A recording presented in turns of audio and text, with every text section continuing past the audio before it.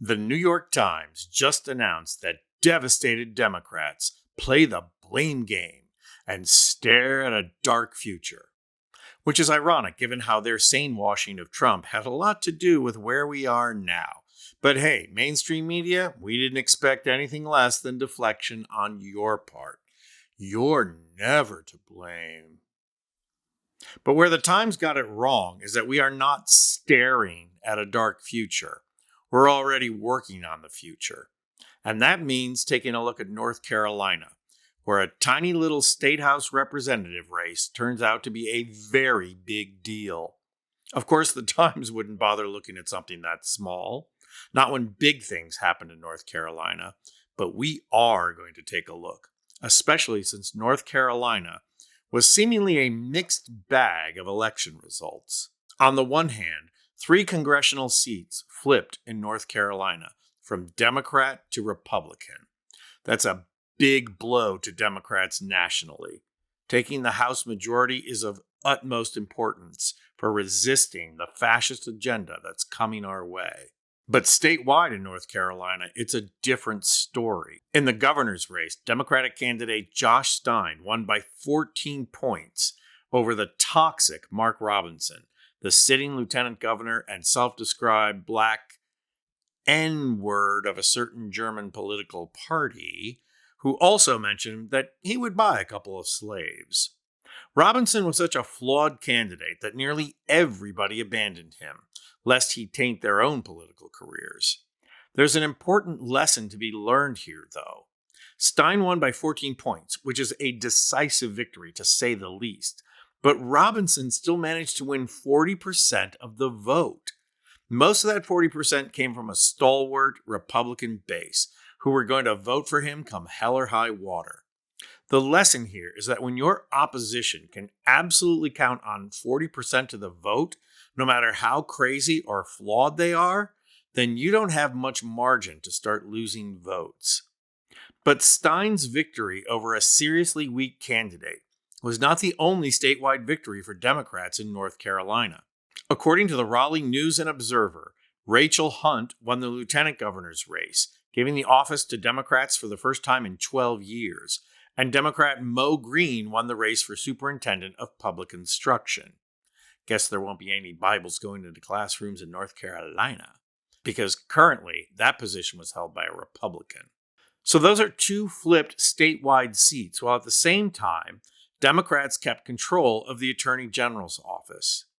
This split between how North Carolina votes for national elections and how it votes for statewide office needs to be explored further by Democrats mapping a future, especially given the results for a state house seat I mentioned earlier. Because for sure, North Carolina is not going to turn blue anytime soon, and the electoral map shows why. North Carolina is like most states in the U.S. that comprise the blue wall. A large percentage of the state is rural, with urban pockets that drive the economy and are frequently filled with colleges and universities. Michigan, Pennsylvania, Wisconsin, and Illinois all fit that model, and many red states like Ohio, Nebraska, and Missouri do as well. For all these states, elections become a battle between the largely white rural districts voting Republican and the multi-ethnic urban districts voting for Democrats. So one race in North Carolina broke that pattern. Democratic candidate Dante Pittman defeated the incumbent Republican Representative Ken Fontenot in House District 24, which includes Wilson County and a small portion of Nash County. These 2 counties are in the area, but not close to Raleigh. So they're not exactly suburbs. They're more rural than suburb, perhaps leaning towards exurb. Pittman's victory is significant for 2 reasons. Primarily, this victory is important because it helps Democrats stave off a supermajority in both houses of North Carolina, which would have given Republicans the ability to override the Democratic governor's veto of legislation. That means Republicans are now going to have to negotiate with the governor in order to get legislation passed. The kind of political compromise that comes out of such legislative negotiation is usually what makes government work. The other reason Pittman's victory is significant is because it shows that Democrats can win in non-urban districts. This is particularly important because if Democrats want to win more elections, they are simply going to have to stop giving over rural districts to Republicans. Instead of pointing the finger for Harris's loss, we need to be talking to Pittman and asking how he did it. He's a relative newcomer. He's ethnic. He doesn't really fit the mold. I mean, the guy's name is Dante, for crying out loud. But he was able to appeal to voters outside the Democratic base in a mostly rural area. That's a big deal. How did he build his coalition? How did he appeal to what voters? These are things we should be asking. Mostly what Pittman is demonstrating is that it's time for Democrats to stop playing this lottery game of trying to win by building up the biggest leads possible in the cities so they can outbalance the rural districts. Think about it. How did Democrats lose farmers to begin with? Obama's historic DNC speech in 2004, which launched his 2008 campaign, spoke to voters in red districts and told them that the ranks of Democrats are filled with religious people, that not all Democrats are atheists. It was an attempt to reach common ground. I am a huge fan of Jordan Klepper.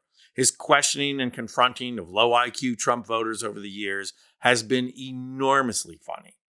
Likewise, who among us does not love the work of the good liars, who also catch Trump voters and MAGA voters in either faulty reasoning, abject stupidity, or just sheer hypocrisy?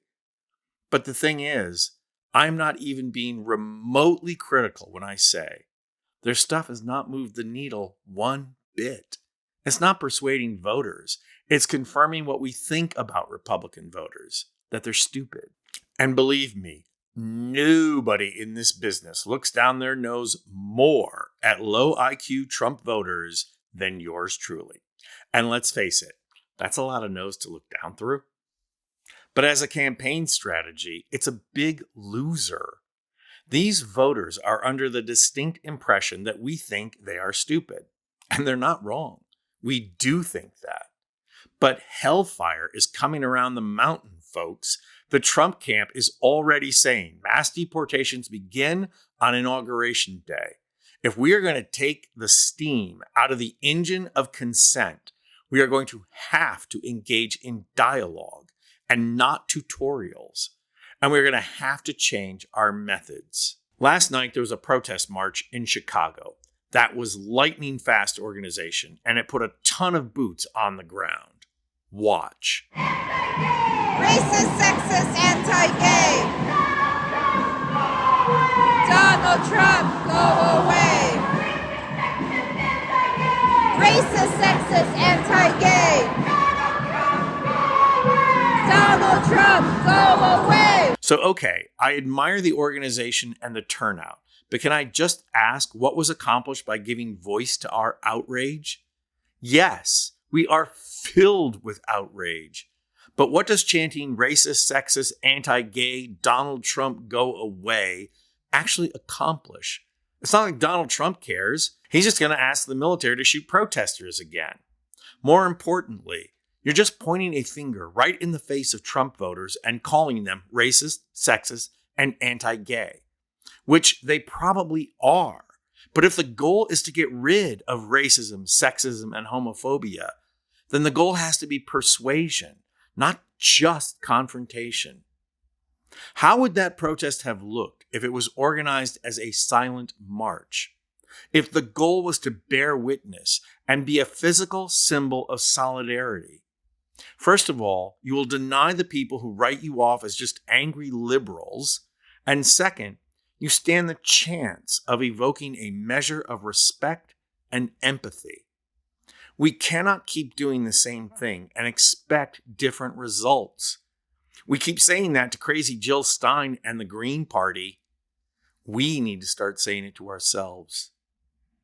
I'm Anthony Vincent Gallo for Occupy Democrats.